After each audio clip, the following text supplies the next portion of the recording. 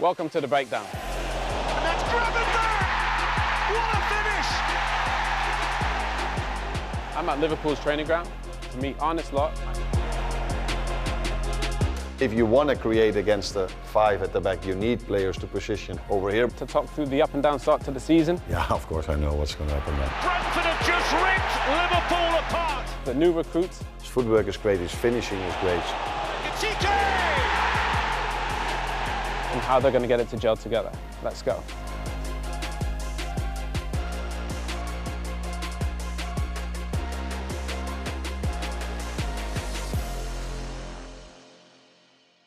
Hi Arne, thank you for joining me on the breakdown. We're just going to look at a few clips of your team and kind of get into it. Initially, we want to talk about some of the new recruits. This is Florian Wirtz, who I obviously know very well from playing in Germany. He's a great player, isn't he? Yeah. He definitely is. That's why we signed him. Was that more for kind of these little half spaces where I think on the half turn, I think he's actually probably one of the best? Yeah, he is. In this position, he can create. I don't know if you're able to bring it back to the start.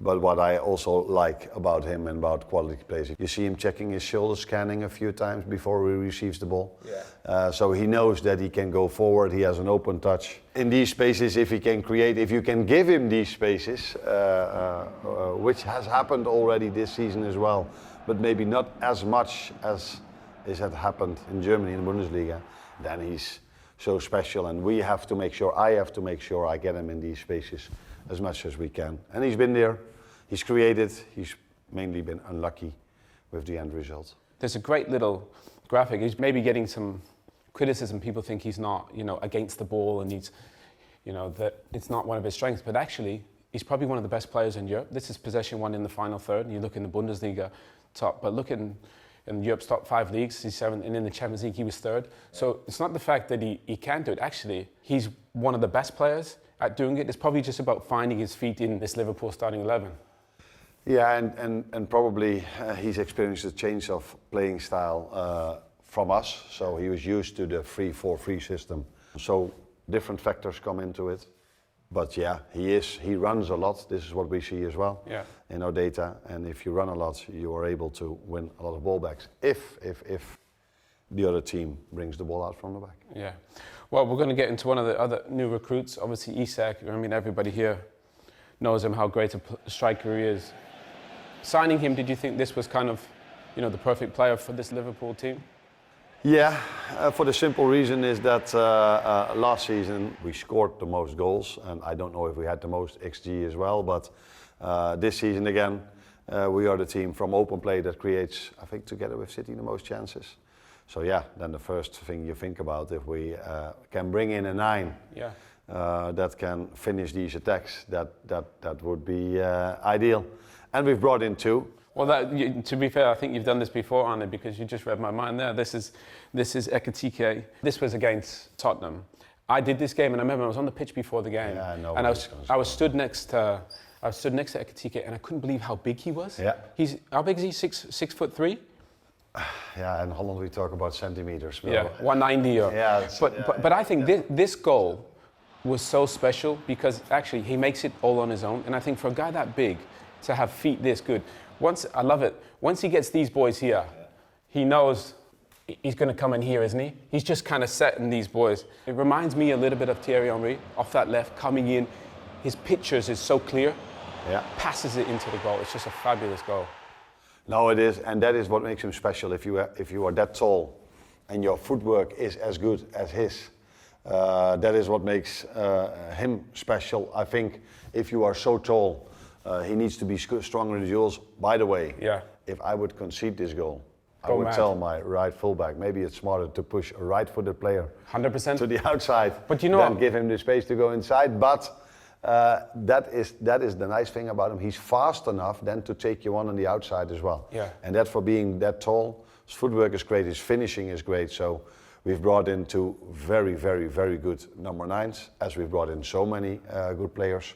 The depth of the Premier League is so strong that every 3 days a game is something he needs to adjust to, but that he's so talented and will be a big success here at Liverpool. Already is a success here at Liverpool, that's clear for everyone. if you look at this, it's almost remarkable how similar all these stats are. It's like they're twins. I mean, obviously Isak's a little bit older, but you look at games played and goals.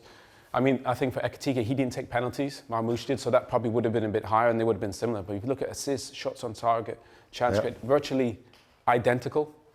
The first thing I notice is that Liverpool, we play 60 games this season. Yeah.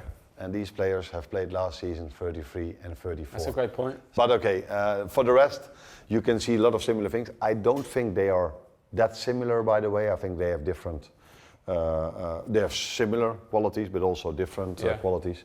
Hugo could also play off the left, in my opinion, or maybe around Alex, where Alex is more of a out and out, is I think the way you say it, out and out 9. He's just the finisher of the attacks. Could drop into midfield.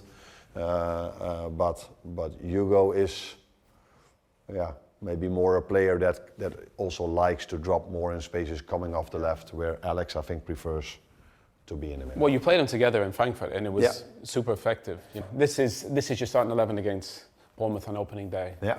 At home at Anfield, champions. You know, obviously everybody's excited. You got the new boys in Ekitike, Wirtz, Frimpong, and Kirkes. I think that's the first time in Premier League history that the defending champion played 4 new players. I think obviously some of them are, you know, obviously forced with Trent leaving and having a new striker, but actually having these guys adjust to each other, it does take time, doesn't it? When you have all these new faces and trying to juggle it. Yeah, especially because we had a few of them throughout the whole pre-season, a few of them didn't. We missed a few players that won the league with us